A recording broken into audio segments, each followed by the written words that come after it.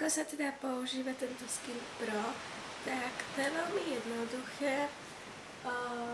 Na začiatku si teda túto hlavicu namočíte do vody a aby vám sa netekla proste voda, trošku necháte vyschnúť. Ja som tak to už spravila, ale ešte predtým si zoberáte nejakú vašu micelárnu vodu alebo odličovací prípravok, ktorý používate a vlastne odličíte sa. Ja som to aj už spravila, ale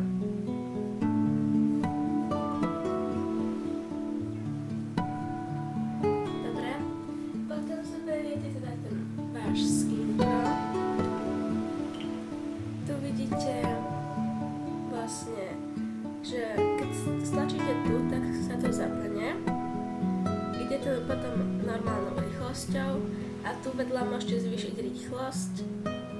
Ja používam túto menšiu rýchlosť a teda keď to zapnete, tak vám to akoby odpočíta presne minútu, čo máte vlastne s tým robiť na vašej pleti. Malo by to byť tak, že 10 sekúnd na jednom lici, 10 na druhom.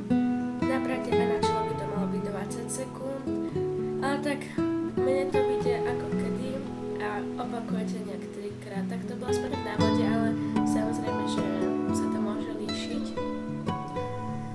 Tak to sa to krúti. A potom už iba takto kruživými pohybmi s tým chodíte vlastne po tvári.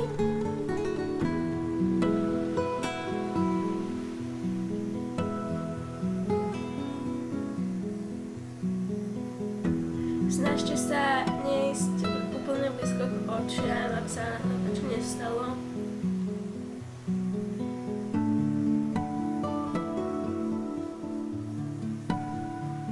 Ešte som vám zabudla povedať teda, že tento Skin Pro má 2 kartáčiky. Jeden je tento normálny, ktorý mám ja, a potom je ešte aj pre citlivú pleť. Ja mám teda citlivú pleť, ale tento je náhodou tiež dobrý, nejak mi to nič s ňou nerobí. Ale určite takedy chcem skúsiť aj ten druhý. Dobre, a teraz nám uplynula minúta a vlastne teraz už len pôjdem znova tvár pretriť napríklad vreskovkou, ktorá je navlhčená vodou, alebo odličovacím obrúskom, ako to máte napríklad vy, alebo čo vám je lepšie. A